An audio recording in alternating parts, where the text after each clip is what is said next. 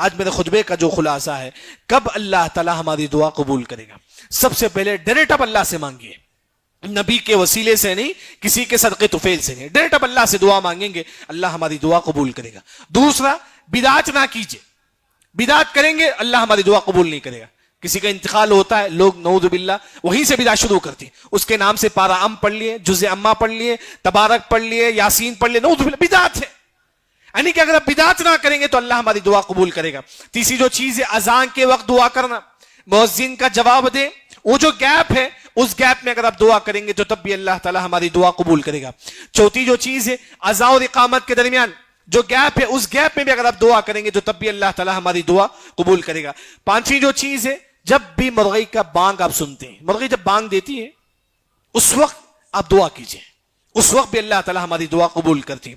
ایک اور جو چیز ہے، حلال کمائی، حلال کمانا ہے، یاد رکھیں، انسان جب حلال کمائے گا تب اللہ تعالیٰ اس کی دعا قبول کریں گے۔ اس کے بعد ایک اور جو چیز ہے، دوسروں کے حق میں دعا کریں، اپنے بھائیوں کے لیے دعا کیجئے۔ جیسا کہ آپ کے خاندان میں کئی لوگ جن کو بیمار ہیں، اللہ ان کو شفا دے دے، سب سے پہلے اللہ تعالیٰ آپ کو شفا دے گا۔ اللہ ان کے بچے کو اچھا اللہ تعالیٰ آپ کے بچوں کو اچھا رکھے گا۔ یعنی کہ انسان جب دوسروں کے لیے دعا مانگتا ہے سب سے پہلے وہ دعا ہمارے حق میں قبول ہوتا ہے۔ اسی طرح یہ جو کلمہ ہے، لا الہ الا انت سبحانک انی کنت من الظالمین، جب بھی آپ دعا میں پڑھیں گے تو اللہ تعالیٰ ہماری دعا قبول کرے گا۔ اسی طرح جمعے کے دن عصر کے بعد بھی دعا قبول ہوتا ہے۔ اسی طرح امام منبر پر بیٹھتا ہے اس وقت بھی دعا قبول ہوتا ہے۔ جب امام دوسرے خطبے کے لیے بیٹھتا ہے اس وقت بھی دعا قبول ہوتا ہے۔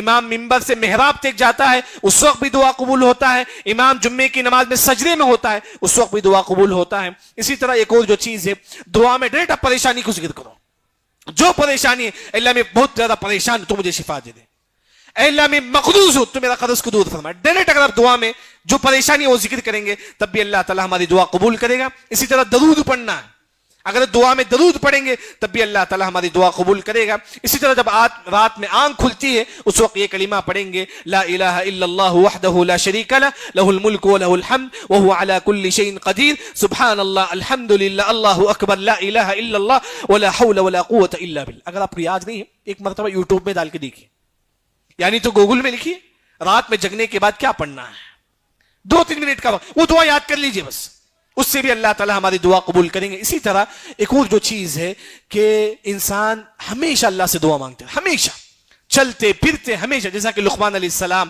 اپنے بیٹے سے کہتے کہ یا بنی، اے میرے بیٹے، عود لسانک، اے میرے بیٹے ہمیشہ تم اللہم اغفر لی پڑھتے رہنا۔ کیوں؟ فإن للہ ساعة لا ترد فیہ الدعاء، اللہ کے پاس ایک ایسی گھڑی ہے جس میں اللہ تعالیٰ دعا کرنے والوں کی دعا قبول کرتا ہے۔ ہمیشہ چلتے پھرتے آپ پڑھتے رہو، اللہم اغفر لی، اللہم اغفر لی، اللہم ارزقنی، جو بھی ہے دعا پڑھتے رہو۔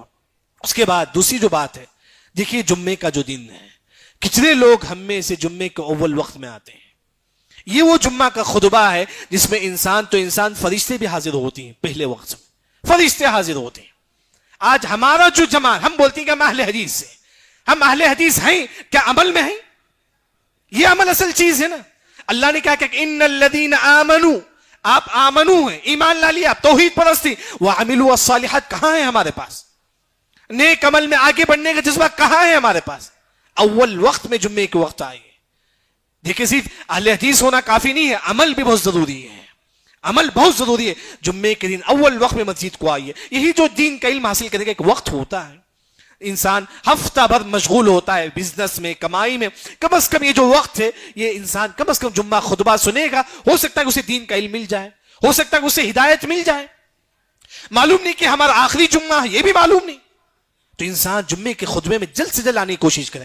دوسری جو بات ہے، خاص طور پر بعض لوگ جو نا جب جمعے کے خطبے کے لیے آتے ہیں، جب مؤذن اذان دیتا ہے، امام منبر پر بیٹھنے کے بعد جب مؤذن اذان دیتا ہے، ایسے وقت لوگ کھڑے ہو جاتے ہیں۔ نہیں، اذان کا جواب مت دیجیے، ڈائریکٹ آپ جو ہے نا نماز پڑھیے، ڈائریکٹ آپ جو ہے نا تحیۃ المسجد پڑھ کے بیٹھے۔ اذان کا جواب کا انتظار مت کیجیے، اذان ختم ہونے کا انتظار مت کیجیے، کیونکہ خطبہ سننا واجب ہے، اذان کا جواب دینا واجب نہیں۔ اس وقت جب جمعے کے دن ہوتا ہے، جمعے کی نماز کے وقت اذان کا جواب دینا واجب نہیں ہے، خطبہ سننا واجب ہے۔ اسی وجہ سے جب بھی آپ مسجد میں داخل ہو، جب مؤذن اذان دے رہا ہے، آپ ڈائریکٹ جو ہے نا نماز پڑھ کے جو ہے نا بیٹھ جائیے اور امام کے قریب ہو کے بیٹھیے۔